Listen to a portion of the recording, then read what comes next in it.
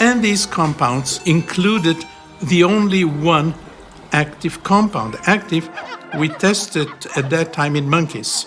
I had a colleague who worked in a nearby institute, and he had a colony of monkeys, and he and his group indeed tested these compounds in monkeys, and surprisingly found that only one compound did anything in these monkeys. It sedated them. They didn't sleep, but they were sedated.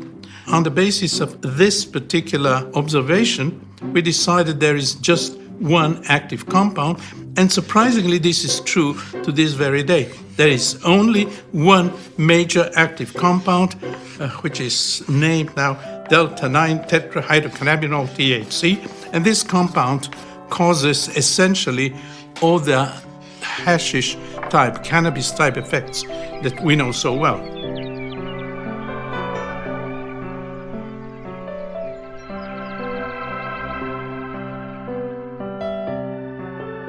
We wanted to see whether this compound, which acts on monkeys, acts also on humans. So we did a small experiment.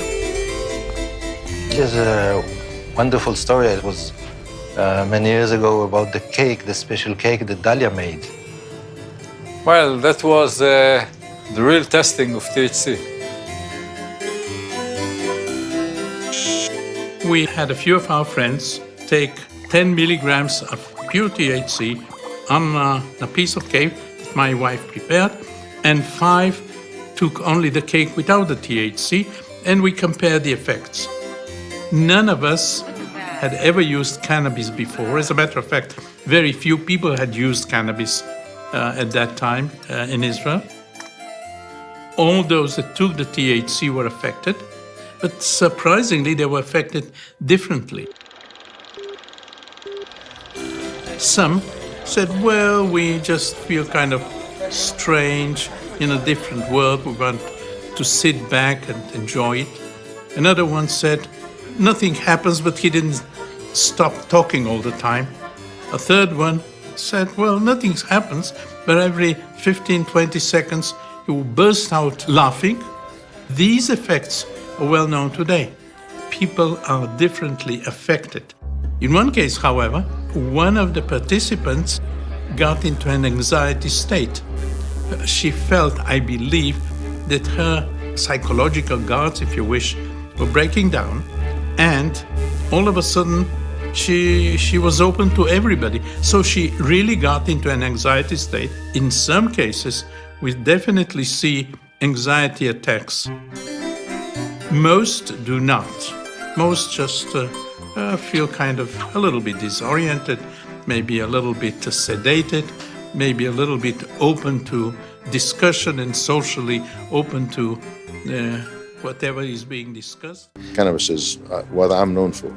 Cannabis is a very old plant, a very old medicine, if you will, that people have used it for so many indications over the years. In the literature, marijuana has been used for all different types of things. One would say, well, this is crazy. There's no such plant that can, do all of this. And today, it's very easy to really go back to this old literature about the different indications for which marijuana was prescribed and find out that there is justification for that. Cannabis was used in the Middle East for thousands of years. As medicine. Who knows, maybe for other things as well. Many of the tribes at the time used cannabis. Assyrians used it for medicine, used it for excitation, as used it in religion. The Egyptians used it as medicine. Surprisingly, the Greeks and the Romans didn't know about psychoactivity, but they used cannabis as anti-inflammatory drug. Cannabis in India was used by people who want to be delivered from all worries and care. Well, that's quite a good definition of anti-anxiety. We knew that cannabis had been used for epilepsy. In the past. In the past, there is, for example, a translation of Arab story of the 15th century, and it says that one of the Arab leaders had epilepsy. Physician came over and gave him cannabis, and it cured him, but he had to take it for his entire life. So the field kind of told us, try it on epilepsy. We first tried it in animals and it worked. So at this point, we decided to go into humans. Trial took place in Sao Paulo. They had about 10 people that had epilepsy that could not be affected by the known drugs. We started giving them high doses of cannabidiol, 200 milligrams per day. And you were producing the cannabidiol from hashish? For almost 40 years, we didn't produce it, we isolated it, we separated it from hashish. Hashish contains about 4%, 5% cannabidiol, so it is really quite difficult to isolate, to obtain large amounts, but we did that. We were happy to note that indeed they had no seizures while they were taking cannabidiol. And it was published, and nothing happened afterwards.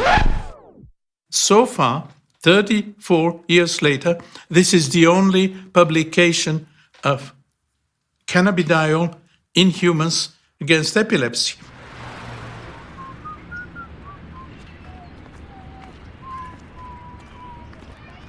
When one starts research, one never knows how it ends. You know how you start.